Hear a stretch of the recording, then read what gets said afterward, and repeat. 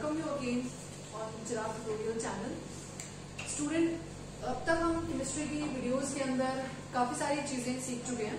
Okay, so in the last video I have told you about the matter कि like matter क्या होता है। ठीक है, सो आज हम कुछ उसके बेसिक फंडामेंटल्स लाइक डेफिनेशंस और उसकी कुछ टर्मिनोलॉजीज देखते हैं जो आपको क्लास 10th में पता होनी चाहिए। लाइक क्लास 9th में भी आपको वैसे पता होना चाहिए, बट ठीक है, अगर आप क्लास 9th में भी इतना अच्छे से नहीं पढ़े, 10th में तो एटलीस्ट आपसे देखिए तो आपको बहुत ज्यादा बेनिफिशियल लगेगी ये वीडियो। ओके, सो सबसे पहले कल मैंने आपको बताया था कि व्हाट इज मैटर, कि वो हर एक चीज जो एक स्पेस ऑक्यूपाई करती है या उसका कोई ना कोई मास होता है, दैट इज द मैटर।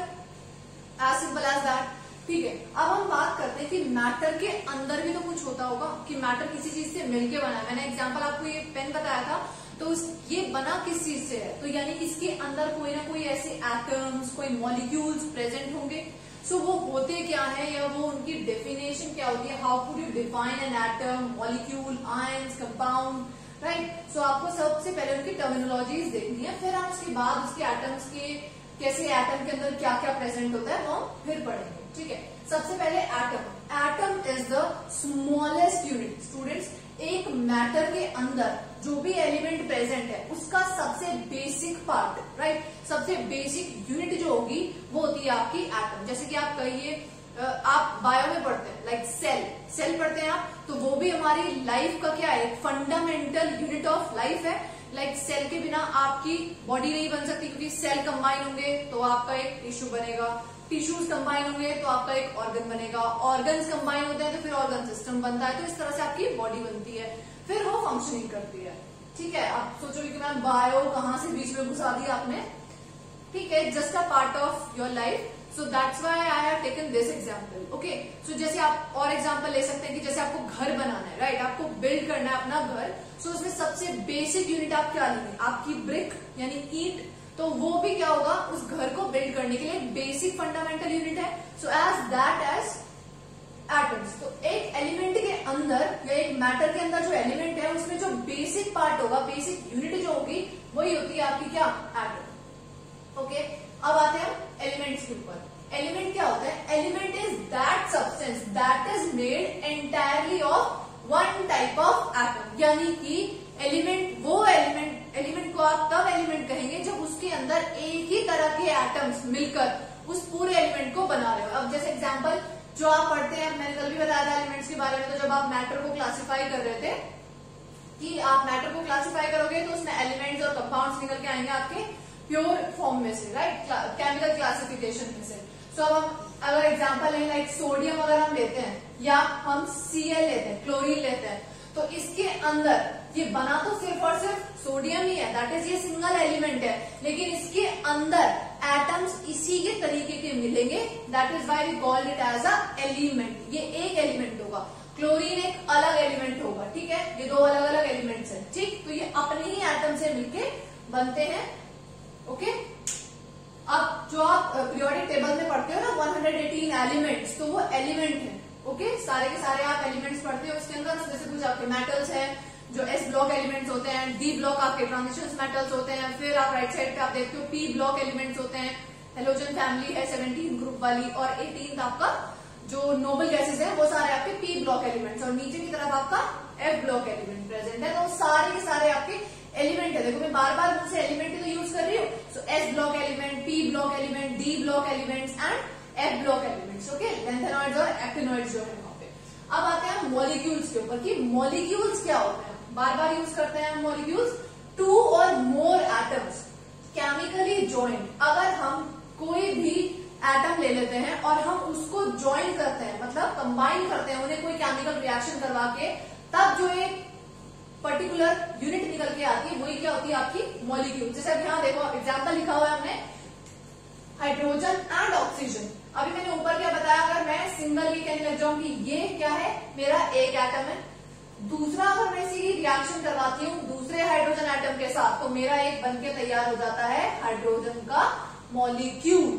ठीक है, तो इसके अंदर कितने एटम प्रेजेंट होंगे, दो अलग अलग एटम्स, मतलब दो सिमिलर एलिमेंट का तो ये है, लेकिन दो एटम्स प्रेजेंट है, और यहाँ पर सिंगल एक एलिमेंट होगा। ठीक है, ये होगा आपका मॉलिक्यूल। तो हम यहाँ कह सकते हैं हाइड्रोजन का मॉलिक्यूल, ऑक्सीजन के मॉलिक्यूल्स, नाइट्रोजन के मॉलिक्यूल्स, तो वो होंगे अगर दो या दो से ज्यादा अगर एटम कंबाइन कर दिए जाए तो उन्हें हम क्या कहने लग जाते हैं, मॉलिक्यूल्स कहने लग जाते हैं। Okay, now come to that of अब मॉलिक्यूल्स भी स्टूडेंट्स दो तरीके के होते हैं, ठीक है। आइटम्स अगर सेम है तो हम उसे कहते हैं होमो एटॉमिक मॉलिक्यूल्स। लाइक ये जो यहाँ पर प्रेजेंट है ये आपका होमो एटॉमिक मॉलिक्यूल है, ठीक है। अगर दो अलग अलग तरीके के एटम्स कंबाइन हो रहे हैं सो दैट इज हम उसे कहेंगे हेटेरो एटॉमिक मॉलिक्यूल्स। दो सेम एटम प्रेजेंट है तो वो होमो एटॉमिक हो जाता है और हेटेरो एटॉमिक हो जाते हैं आपके अगर दो अलग अलग तरीके के एलिमेंट्स आपने उसके अंदर ले लिए हैं तो वो हो जाता है आपका, जैसे वाटर का एक मॉलिक्यूल है, ठीक है। अब अगर हम H2O ले लेते हैं तो ये एक हमारा अलग एटम हो गया, ये हमारा एक अलग एटम हो गया, तो ये होगा तो एक वाटर का ही मॉलिक्यूल, ठीक है। लेकिन मॉलिक्यूल होने के बावजूद ये क्या है, एक हेटेरो एटॉमिक मॉलिक्यूल है। और ये दोनों जो एग्जांपल है आपके ये होमो एटॉमिक मॉलिक्यूल्स होते हैं, ठीक है। और हेटेरो में तो कोई दिक्कत ही नहीं है। होमो में अगर दो मॉलिक्यूल्स कंबाइन कर दिए जाते हैं तो वो डाई एटॉमिक हो जाते हैं। तीन मॉलिक्यूल्स कंबाइन कर दिए जाते हैं तो जैसे O3 है, ओजोन है, तीन ऑक्सीजन के ही आपने एटम्स लिए हुए हैं, सेम है, so that is homo atomic. और होमो एटॉमिक में भी कौन सा होगा, try atomic. Try homo atomic molecule is ozone. ध्यान से आप स्लो करेंगे, कोई दिक्कत नहीं है। अब आते हैं हम कंपाउंड्स के ऊपर, ठीक है। कंपाउंड का क्या मतलब है, H2 आपका मॉलिक्यूल भी होता है और आपका कंपाउंड भी होता है। It is a substance that made up of two or more different elements. दो या दो से अलग एलिमेंट से मिलके जो बनता है वो कंपाउंड होता है। दो या दो से ज्यादा अलग तरीके के एटम से मिलके जो बनता है वो आपका मॉलिक्यूल होता है। Don't get confuse in that. यहाँ पर देखिए, यहाँ पर आपको Na दिया हुआ है और Cl दिया हुआ है, ये एक अलग एलिमेंट है, ये एक अलग एलिमेंट है। तो ये एलिमेंट दूसरे एलिमेंट से कंबाइन कर रहा है तो आपका क्या बना दे रहा है, compound. Okay, so this is all about, so हम ये कह सकते हैं कि all the molecules are compound, ठीक है।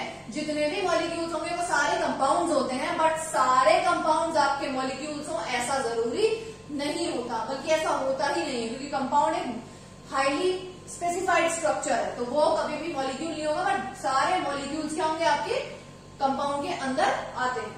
अब आ जाते हैं हम आयंस के ऊपर कि आयंस क्या होता है।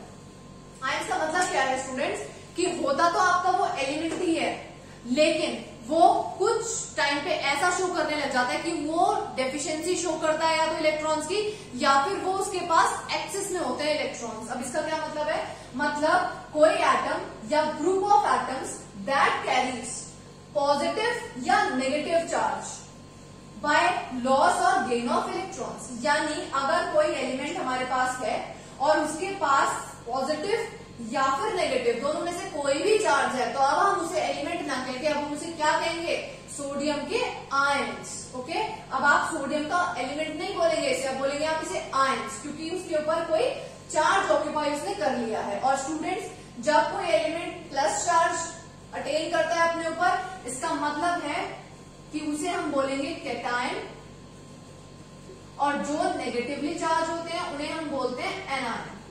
ओके, अब पॉजिटिव और नेगेटिव आता कब है, एग्जाम्पल लेते हैं कि जैसे अगर हम किसी को डोनेशन कर रहे हैं, यानी हम डोनेट कर रहे हैं, यानी हम बहुत अच्छा काम कर रहे हैं, पॉजिटिव काम कर रहे हैं, सो दैट इज हमारे ऊपर क्या चार्ज आएगा, पॉजिटिव चार्ज, कि हमने एक पॉजिटिव और अपनी सेल्फ, ठीक है, अपने आप को मतलब ऐसे दिखाने के लिए कि यार ठीक है हमने भी कुछ ऐसा काम किया जिससे हमारी इंटरनल जो सेंस है कि हाँ हमसे ये कहलवा रही है कि यार ठीक है आपने अच्छा पॉजिटिव काम किया है जो आप किसी की हेल्प कर रहे हो, ठीक है, शो करने के लिए नहीं, अपने आपको, ठीक है, सेटिस्फाइड करने के लिए। तो वो क्या कहलाते हैं, यानी जब हम इलेक्ट्रॉन्स को क्या कर रहे हैं, लूज कर रहे हैं, यानी हम किसी को डोनेशन दे रहे हैं, यानी अपनी आपकी पॉजिटिविटी को बढ़ाना चाह रहे हैं, so that is the after loss of electron हम कह सकते हैं कि हमारे ऊपर क्या चार्ज आ जाएगा, पॉजिटिव चार्ज आ जाएगा। क्लोरीन के ऊपर कैसे दिया हुआ है मैंने यहाँ पे, नेगेटिव चार्ज, यानी अब इसमें एक एग्जांपल ले सकते हैं कि मान लीजिए कोई थीफ है और वो किसी के घर पे जा रहे हैं और वो चोरी कर रहे हैं, सो दैट इज वो अपने ऊपर क्या लेते जा रहे हैं, नेगेटिविटी अपने अंदर बढ़ाते जा रहे हैं, यानी वो इलेक्ट्रॉन्स को चोर जो सामान है उसको इकट्ठा करते जा रहे हैं, यानी अपने ऊपर एक बोझ इकट्ठा कर रहे हैं, यानी अपने अंदर एक नेगेटिविटी लेकर आ रहे हैं. सो दैट इज जब आप इलेक्ट्रॉन्स को गेन करते हैं तब आप क्या हो जाते हैं, नेगेटिव हो जाते हैं. तो आपके ऊपर कौन सा चार्ज आ जाएगा, negative charge after the gain of electrons from any other element, किसी भी एलिमेंट से हो सकता है. अब ऐसा होता क्यों है, बाद में हम ये चीज कर लेंगे कि इलेक्ट्रॉनिक कॉन्फ़िगरेशन हम कैसे करते हैं के एलिमेंट शेल्स में जब हम डिस्ट्रीब्यूट करेंगे. बट फिलहाल फिर भी मैं आपको एक ओवरऑल आइडिया दे देती हूँ. सोडियम का 11 होता है एटॉमिक नंबर एंड क्लोरीन का होता है आपका 17. ओके, सो यहाँ पर इनकी इलेक्ट्रॉनिक कॉन्फ़िगरेशन हो जाती है 281 और यहाँ क्लोरीन की इलेक्ट्रॉनिक कॉन्फ़िगरेशन हो जाती है 287. ठीक है, एक पर्टिकुलर रूल है student, that is the octet rule. उसका क्या मतलब है कि अपने आप को एक स्टेबल फॉर्म में लाने के लिए कोई भी एलिमेंट अपने इलेक्ट्रॉन्स को लूज करता है और अपने इलेक्ट्रॉन्स को गेन करता है. तो वो कैपेबिलिटी 4 तक मैक्सिमम रहती है. अब यहाँ पर अगर किसी के पास 7 इलेक्ट्रॉन्स है और ऑक्टेट कंप्लीट करने के लिए उसे सिर्फ और सिर्फ कितने इलेक्ट्रॉन्स चाहिए, 8 इलेक्ट्रॉन्स चाहिए. सो अब एक बात देखो कि जिसके पास 7 ऑलरेडी है तो किसी को क्यों देगा 7 इलेक्ट्रॉन. सिंपल सी बात है, वो यही नहीं कह देगा कि मुझे दे दो, आप 1 इलेक्ट्रॉन चाहिए मुझे, आप मेरे को इलेक्ट्रॉन 1 दे दीजिए, मेरा काम बन जाएगा. तो यहाँ पर वो क्या शो करता है, इलेक्ट्रॉन्स लेने की कैपेबिलिटी शो करता है. दैट इज वाई क्लोरीन के ऊपर कैसा चार्ज आ जाता है, नेगेटिव, और वो 1 इलेक्ट्रॉन लेके अपने आप को स्टेबल बना लेता है. सेम काम सोडियम के साथ है. अब बेचारे के पास है ही 1 इलेक्ट्रॉन, तो वो क्या कर सकता है, वो कहता है यार ठीक है ले लो, तुम भी स्टेबल मैं भी स्टेबल. तो वो इलेक्ट्रॉन्स को लूज करने की कैपेबिलिटी में रहता है. That is why sodium has positive charge on its ion. Ionic form में वो कैटायनिक फॉर्म में रहते हैं और ये आपके एनायनिक फॉर्म में रहते हैं. ठीक है, कट से भी ध्यान रख सकते हो आप कि लाइक ये आपका एक नेगेटिव चार्ज और उसमें कट लग रहा है, that is why it is called cation. जैसे चाहे आप वैसे याद कर सकते हैं इसे. ठीक है स्टूडेंट्स, अच्छा अभी हमने ये पढ़ा, स्क्रीनशॉट लेना चाहे तो आप ले सकते हैं, वीडियो को पॉज करके कर सकते हैं. जस्ट सिंपली डेफिनेशन ही है आपके लिए. ठीक है, अभी हम ये देखते हैं कि एक न्यूक्लियस के अंदर ठीक है क्या क्या चीजें प्रेजेंट होती हैं. ठीक, आप हमको कैसे स्पेसिफाइडली बता सकते हैं कि यहाँ आपका एटम इस तरह से डिस्ट्रीब्यूट करेगा अपने इलेक्ट्रॉन्स को. स्टूडेंट अभी हमने पढ़ा कि एटम्स के अंदर मतलब एटम जो होते हैं वो एक स्मॉलेस्ट यूनिट होती है.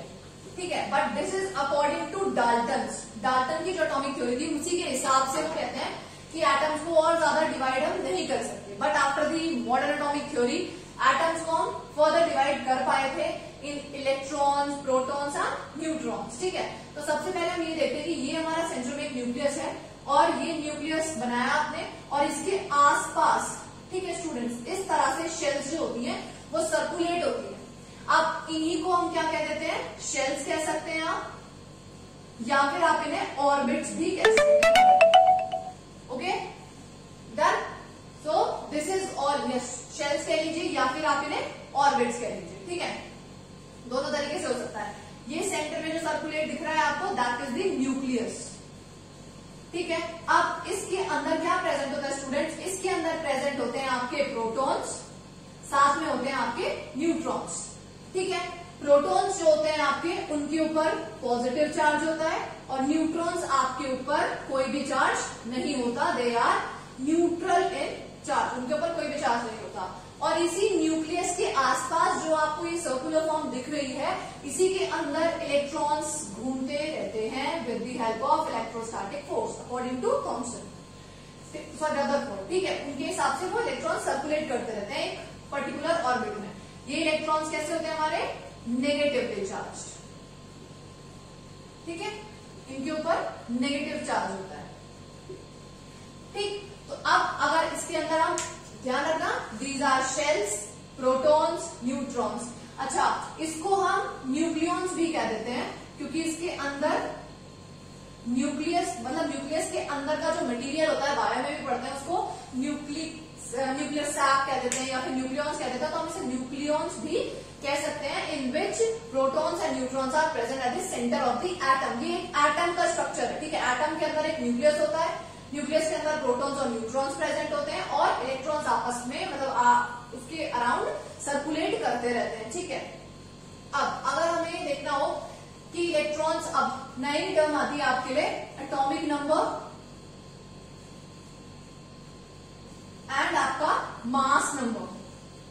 सो व्हाट आर दीज.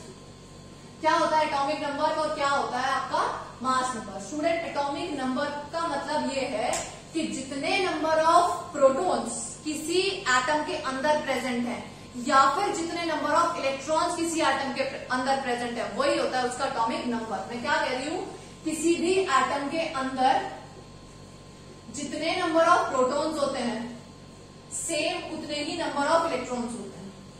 मतलब अगर किसी एटम के अंदर 3 प्रोटॉन प्रेजेंट है तो उसके अंदर 3 ही इलेक्ट्रॉन प्रेजेंट होंगे, क्योंकि ओवरऑल जो आपको एटम रखना है वो आपको न्यूट्रल बना के रखना है।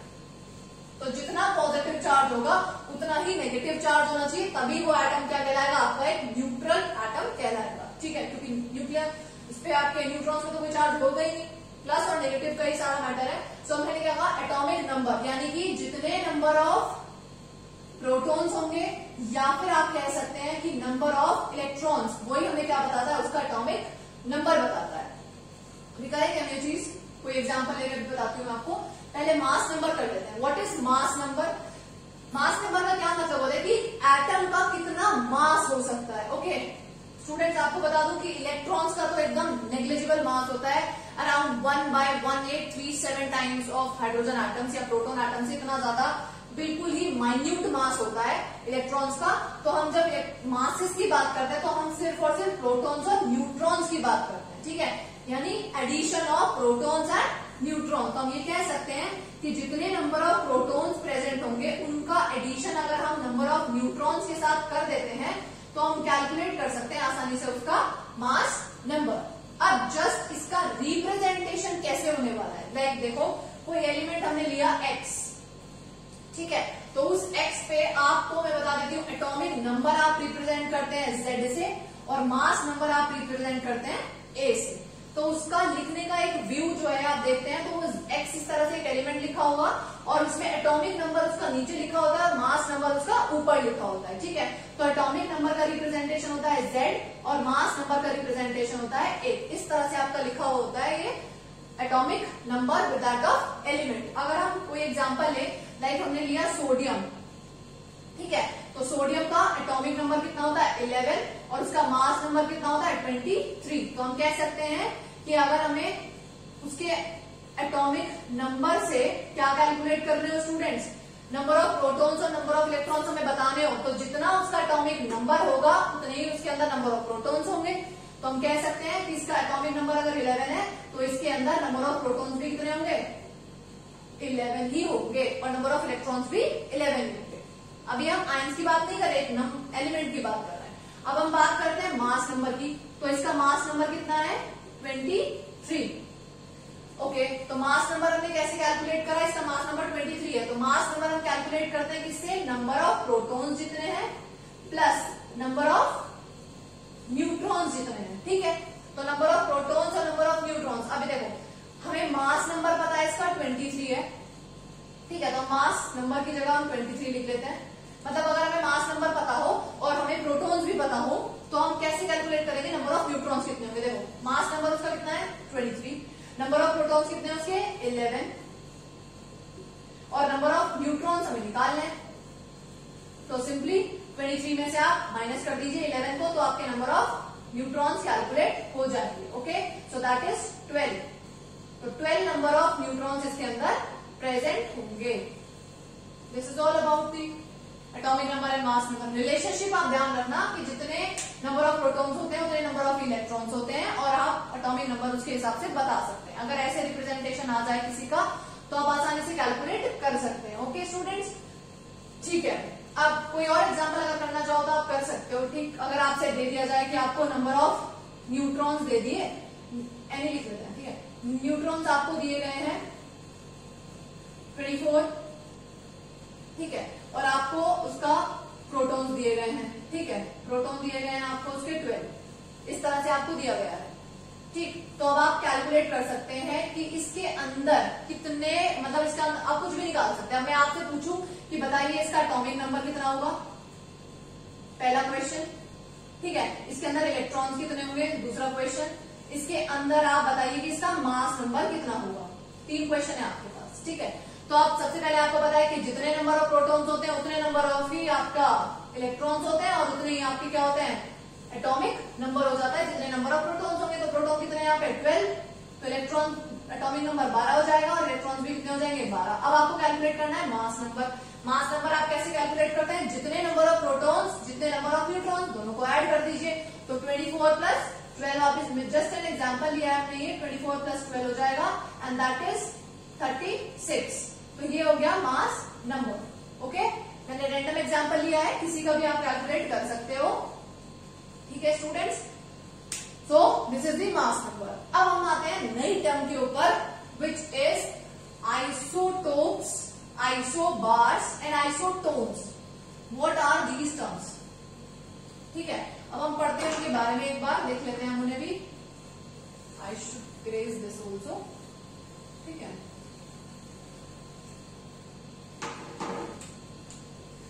अब हम देख लेते हैं पहले आइसोटोप्स क्या होते हैं, आइसोबार्स क्या होते हैं एंड आइसोटोन्स क्या होते हैं।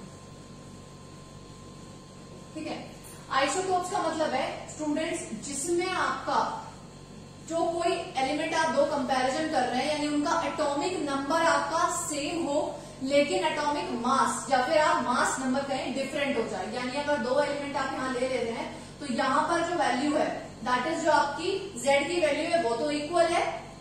तो मैं एग्जांपल, आप X से मत करिए, कोई एलिमेंट ही ले लीजिए फिर आप कंफ्यूज होगे। लाइक हमने क्लोरीन को लिया, ठीक है, क्लोरीन का जो एटॉमिक नंबर, अब जब एलिमेंट एक है तो सिंपल सी बात है उसका एटॉमिक नंबर भी एक ही होने वाला है। सो एलिमेंट इसका कितना होता है 17। ठीक है, एटॉमिक नंबर दोनों का क्या होने वाला है 17। अब इनका मास नंबर डिफरेंट होता है, ठीक है, 36 and 35। So these both are isotopes of each other, यानी जिनका एटॉमिक नंबर सेम हो और एटॉमिक मासेस जिनके अलग अलग हो वो क्या कहलाते हैं, आपके आइसोटोप्स कहलाते हैं। हाइड्रोजन का भी आप एग्जांपल ले सकते हैं उसके अंदर। ठीक है, हाइड्रोजन का एटॉमिक नंबर 1 ही होता है लेकिन यहाँ पर वो ड्यूटेरियम फॉर्म में भी एग्जिस्ट करता है। They have both the element have different atomic masses. So आपका एटॉमिक नंबर सेम होता है बट मास नंबर क्या होता है आपका डिफरेंट हो जाता है। ठीक है, आ जाइए आइसोबार्स के ऊपर, यानी यहाँ पर क्या होने वाला है आपका एग्जांपल, जहां पर आपका एटॉमिक नंबर डिफरेंट हो लेकिन आपका एटॉमिक मास जो वो सेम हो। लाइक कार्बन और नाइट्रोजन का एग्जांपल लीजिए, दोनों का जो एटॉमिक नंबर है वो एकदम अलग होता है, इसका 6 होता है, इसका 7 होता है, लेकिन एटॉमिक मासेस जो होते हैं दोनों के वो एकदम सेम होते हैं। यानी कार्बन के आइसोटोप्स होते हैं काफी सारे।